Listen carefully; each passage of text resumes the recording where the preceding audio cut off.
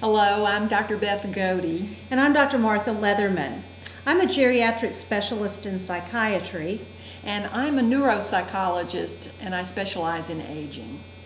We're experts in dementia care, and we're here to provide you some information and answer some questions that we hear very commonly about dementia and other issues in aging.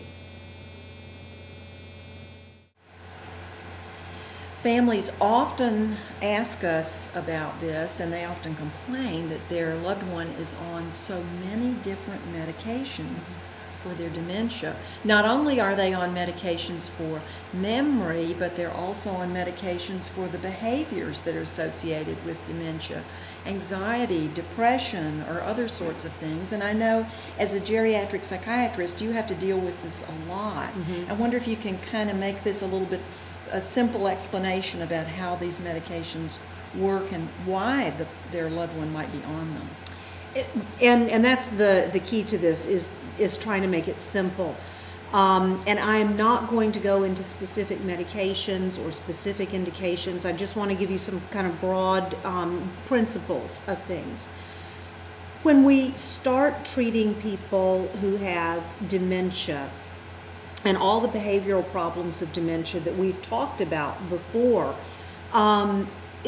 a lot of times the environment, no matter how it's manipulated, cannot control the behaviors. And so you have to do something else because the patient is miserable, the caregivers are miserable, and sometimes the behaviors are harmful to the patient or to somebody else. Right.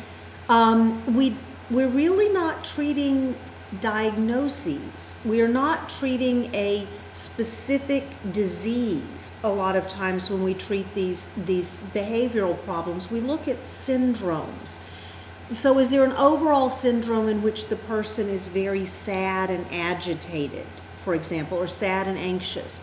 Well, that might direct us to one class of medications, for example, the antidepressants, that are particularly good for that. But it doesn't necessarily mean we're treating depression. The three broad classes that people use to try to target problem behaviors are the antidepressants, and they are typically given once a day. Anti-anxiety medications, which are given oftentimes as a behavior is happening. And the third one is the antipsychotics. Now, the antipsychotics have gotten a whole lot of bad press. They really have. There are black box warnings on them, and when they're used in a diagnosis of dementia, the mortality rate, the rate of death, is twofold higher than using it in the same age of somebody who doesn't have dementia. So again, these are times that you've got to work with your physician, talk with your physician, think about risks versus benefits and other things that you can try.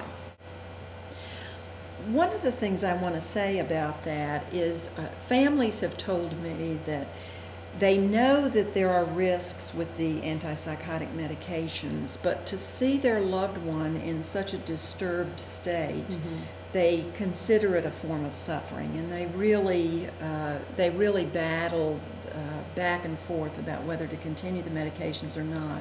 But typically, they are glad they did, just for the sake of their loved one.